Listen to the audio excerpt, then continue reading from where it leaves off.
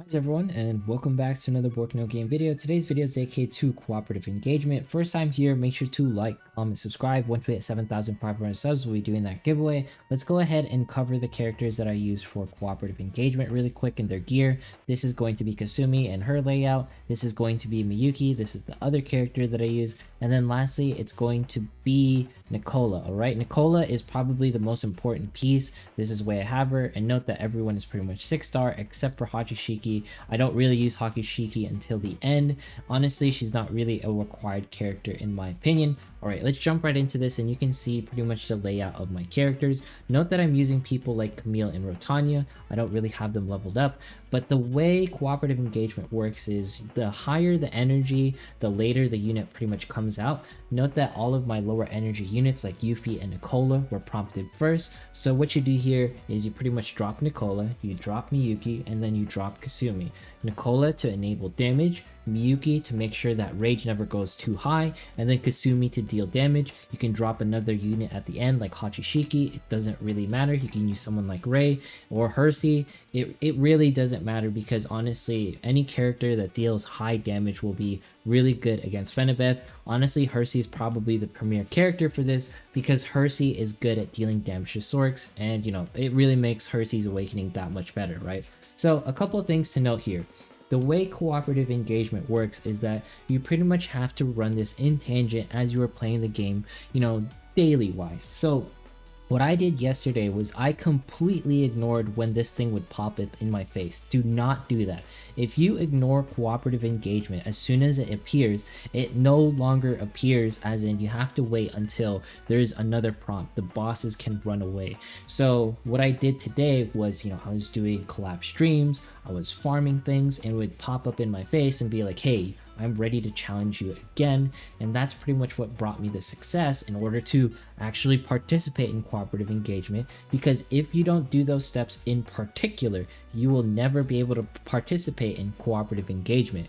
And it's really unfortunate they designed it this way because some folks like to kind of get everything out of the way to complete their dailies, to pretty much jump into Illusion Connect and jump out. And what happens is you have to sort of like, you know, dodge and weave your way into cooperative engagements to properly maximize the gameplay within, like, you know, this game mode. Now, a couple things with cooperative engagement also is that you don't want to place, you know, low energy units like Pan and stuff because it'll sort of mess up the order like we talked about earlier. And a couple of things to note is that in cooperative engagement, the thing that really bugged me a lot is it's actually not a cooperative game mode. It's actually counterintuitive to help people in this game mode, believe it or not. And the reason why that's a thing is because what happens is when you join someone else's game mode and you do the last hit, you get more rewards. But what happens is you are only limited to a certain amount of attempts per day. And that's really unfortunate because what ends up happening is you can't finish your own runs, or what's worse is that, you know, you don't get enough rewards to do certain things. Because what if you beat like a lower level boss? You won't get as many rewards because you do get better rewards based off of the difficulty of the boss. Overall, I think cooperative engagement has really good intentions with the way it was placed into the game, because, you know, you kind of weave your way into dailies and it adds like shards, it adds like, you know, different rewards, which is very necessary in the game.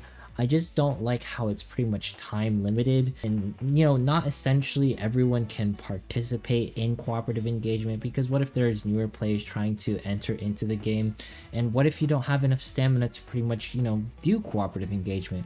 Because for me, I was only able to do all of my runs because I kept refreshing my stamina. If I didn't try refreshing my stamina the whole entire day, you can see here I'm just spamming my stamina, I wouldn't be able to get cooperative engagement. It's not really like the boss rush raid mode that I thought it was going to be, you know what I mean? In some ways it is, but it's not really engaging in the sense of like, hey look, the whole server can sort of see what I'm doing against this boss. No, guild boss battle is more close to the fact that the whole server gets to see it. Cooperative engagement is like, you know, your friends can sort of help you, but not really, because if your friends help you, you know, they get less attempts throughout the day for tomorrow and whatnot. I know some people were reporting that they get 10 full attempts. Let me know if that's a thing. I'm not sure what's really going on with the attempt system, but regardless, you get less rewards for helping people. That's the biggest thing I have to say, because let's say, for example, you don't last hit the boss, then you get less rewards. Or if you do last hit the boss, then you use an attempt on your friend's thing, and then your friend gets less rewards. It's really weird. I don't like the way they organize it, because I feel like they could have done it better, where everyone gets the same amount of rewards. You know, it's more of like a server-based thing instead of a friends-based thing, because what if some players, they just play solo? You know what I mean? It doesn't really have a ranking system. There's no queue system that you can get in. It's like these little things in gachas where it's like you make it so that the boss mode is very intuitive, sort of like raids and like MMOs, right? You sort of just queue up and you can join someone and you can help someone. Instead, you have to like invite people. You don't really see it. It's kind of like not in your face and it's sort of hidden, and then you have to spam stamina. Not everyone has stamina. Honestly, I have mixed feelings with this thing. I know there was very good intentions with it, so I think this is like a temporary step into what's supposed to be going on, and that's why my tips are sort of like, hey, you know, make sure to energy arrange, make sure to use these set of characters, you know, you can use this gear that I pretty much showcased, and then you go from there and then help players out if, you know, you can. But for the most part, it's not really advised, because technically you get less rewards, and honestly, it's better to sort of, you know, do it by yourself, or maybe invite your guildies. Honestly, maybe inviting your guildies would be the best way, because, you know, as a guild you can get stronger, so you can push harder in guild boss battle and whatnot. I think that is a pretty good feature of itself. And the level 60 boss is quite difficult. I wasn't able to complete it within run, nor the level 57 one. I think there is a certain like good level of difficulty to this. Now, I just hope that they sort of tweak it the next time it comes around, just because I feel like it has a huge potential for what it could be, because of the fact of all the rewards that you can get, because of the fact that all the things that you can get are essentially, you know, it's balanced, right? It's nothing too overpowered in the sense of, you know, if you manage to beat cooperative engagement, you'll be much more ahead of others. That isn't really a thing in cooperative engagement. It feels like an extra icing in the cake, sort of all the other game modes like guild boss battle and stuff, right? But I'm hoping once this gets full released, you know, more things, or, you know, actually like a better implementation the next time it comes around. I'm hoping that the rewards and everything and the bosses will be, you know, much more balanced out. All right, so let's go ahead and jump right here into the, you know, the perks page. You can see right here, I was able to pretty much acquire 5,640 coins. Go ahead and redeem this bad boy. I'm just going to redeem one. So super cool that we can get this. You can only redeem one, right? And then I'm going to, you know, redeem these select tickets as we go forward.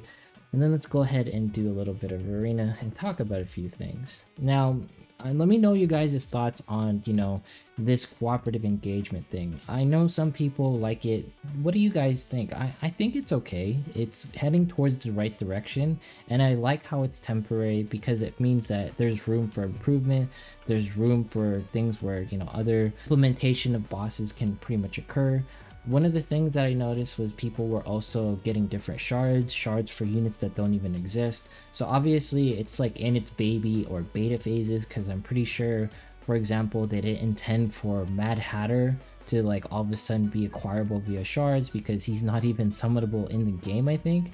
Well, you can fight him, so, you know, that's a thing, right?